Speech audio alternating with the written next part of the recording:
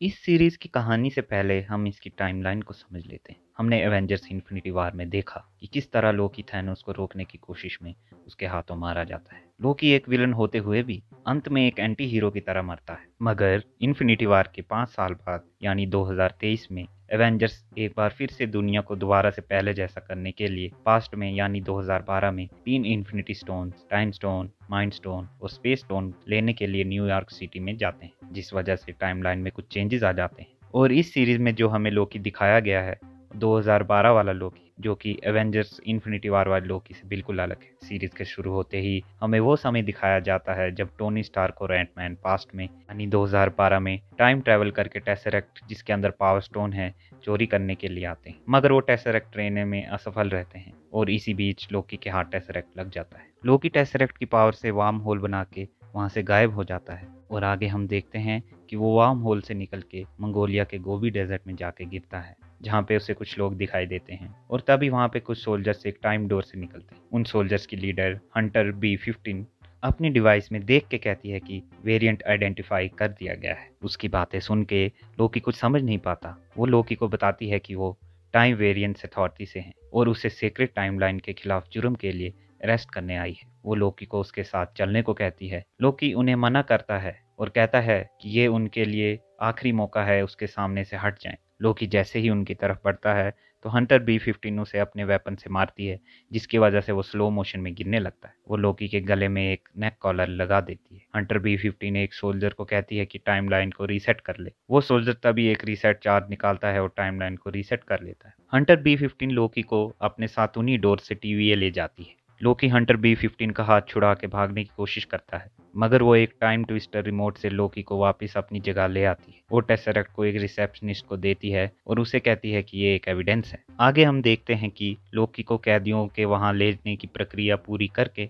एक बड़े से हाल में भेज देते हैं। उस हाल में एक और भी कैदी होता है। वहां पे खड़ा एक सोल्जर उसे टिकट लेने को कहता है। लोकी टिकट लेता है, मगर वो दूसरा कैदी टिकट लिए बिना ही आगे बढ़ जाता है। इन सब घटनाओं से लोकी बहुत ही कंफ्यूज हो जाता है कि उसके साथ क्या चल रहा है और वो चिल्ला के कहता है कि उसे यहाँ नहीं होना चाहिए। तभी वहाँ पे हाल में लगी स्क्रीन पे एक वीडियो चलने लगती है, जिसमें एक एनिमेटेड कैरेक्टर मिस मिनट उसे समझाते हुए कहती है कि बहुत समय पहले एक मल्टीवर्सल युद्ध चल रहा था, जिसमें अनगिनत टाइमलाइंस एक दूसरे की सुपरमेसी के लिए लड़ते थे, जिसकी वजह से हर चीज नष्ट होने ही वाली थी कि 3 बहुत ही पावरफुल, सब कुछ जानने वाले टाइम कीपर्स आए और सभी टाइमलाइंस को मिला के एक ही टाइमलाइन यानी सीक्रेट टाइमलाइन में बदल दिया और उन्होंने शांति स्थापित की। अब टाइम कीपर्स इस चीज़ का ध्यान रखते हैं कि टाइम का प्रॉपर फ्लो बना रहे और वो ये भी तय करते हैं कि आगे टाइमलाइन में क्या होगा। मगर कभी कभी कोई व्यक्ति अपने एक्शंस की वजह से टाइम कीपर्स की बनाई हुई टाइमलाइन से अलग हो जाता है, जिन्हें वो वेरिएंट्स कहते हैं। जब कोई व्यक्ति ऐसा काम करता है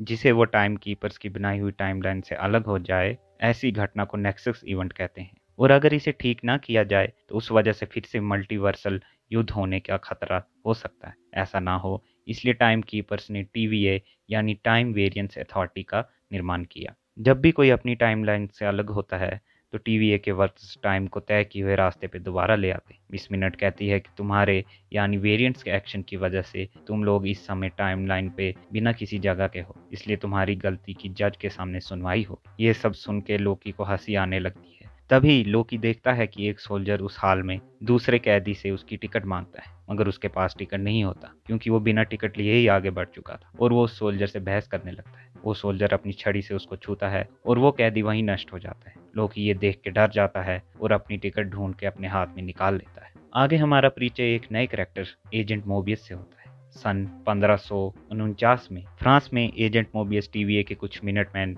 यानी सोल्जर्स के साथ कुछ मिनटमैन की हत्या को इन्वेस्टिगेट करने गए हुए हैं। उन्हें वहां पे मिनटमैन की डेड बॉडीज दिखाई देती है। उस जगह की इन्वेस्टिगेशन से उनको पता चलता है कि ये काम किसी वेरिएंट का है और वो इस वेरिएंट को कब से ढूंढ रहे हैं। एजेंट मोबियस वहां देखता है कि उस वेरिएंट ने वहां से रीसेट चार्ज भी चुरा लिया है। तभी उन्हें वहां एक छोटा बच्चा भागता हुआ दिखाई देता है। एजेंट मोबियस उस बच्चे के पास जाके उससे पूछता है कि क्या उसे पता है कि ये सब किसने किया। तो वो बच्चा डेविल की एक तस्वीर की तरफ इशारा करता है। एजेंट मोबियस देखता है कि उस बच्चे के दांतों पे नीला रंग लगा हुआ है वो उस बच्चे से पूछता है कि ये क्या है। वो बच्चा अपनी जेब से एक कैंडी का पैकेट निकाल के उससे पकड़ा देता है। टीवीए के सोल्जर्स एक डिवाइस में देख के एजेंट मोबियस को बताते हैं कि ब्रांच रेड लाइन के नजदीक पहुंच चुकी है, उन्हें यहाँ से जाना होगा। तभी वहां पे एक मिनटमैन आ जाता है और एजेंट मोबियस को लोकी की फाइल देता है। दूसरी ओर लोकी को जज रिवोना रेंसलेयर के पास ले जाते हैं। जज के सामने सुनवाई के दौरान लोकी कहता है कि उसने कोई भी जुर्म नहीं की और गलती सारी एवेंजर्स की है,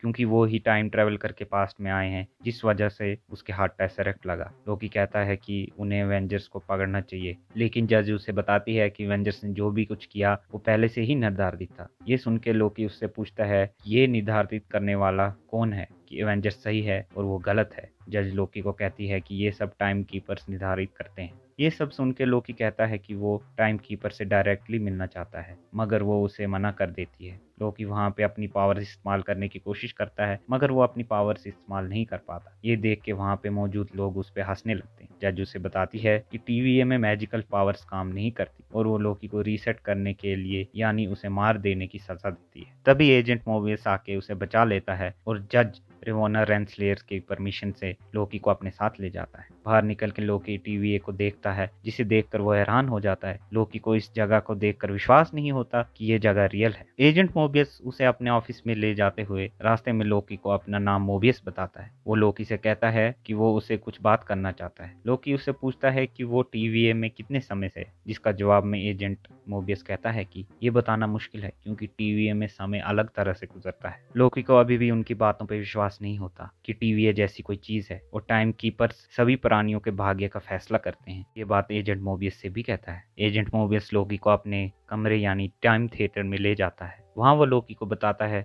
कि वो डेंजरस वेरिएंट्स को पकड़ने का काम करता है। एजेंट मोबियस लोकी को बताता है कि अगर वो उसके कुछ सवालों का ईमानदारी से जवाब देगा तो वो उसकी मदद करेगा। वो लोकी से पूछता है कि अगर वो यहाँ से वापस चला जाएगा तो क्या करेगा। लोकी जवाब देता है कि वो मिडगार्ड यानी अर्थ को दोबारा से क्लेम करेगा। आपस में कुछ और बातें करने के बाद एजेंट मोबियस लोकी को उसकी पुरानी जिंदगी की एक वीडियो दिखाने लगता है। वो उस वीडियो में उसे सारे पल दिखाता है जब जब वो लोगों को मार रहा होता है। वो लोकी से पूछता है कि क्या उसे लोगों को मारने या चोट पहुंचाने में मजा आता है। एजेंट मोबियस लोकी को उसकी जिंदगी की कुछ और घटनाएं दिखाता है। इन सब से लोकी फ्रस्ट्रेट होने लगता है। वो एजेंट मोबियस से पूछता है कि आखिर वो उससे चाहता क्या है। एजेंट मोबियस उसे कहता है वो चाहता है कि लोकी उसे सच सच बताए कि लोकी जो कुछ भी करता है उसके पीछे क्या कारण है। वो ये समझना चाहता है कि लोकी ऐसा क्यों है। लोकी कहता है कि वो जानता है कि ये जगह क्या है। लोकी कहता है कि ये सब एक इल्यूजन है और ये बस कमजोर लोगों की ट्रिक है दूसरों में अपना डर पैदा करने की। एजेंट मोबियस उसे विश्वास दिलाने के लिए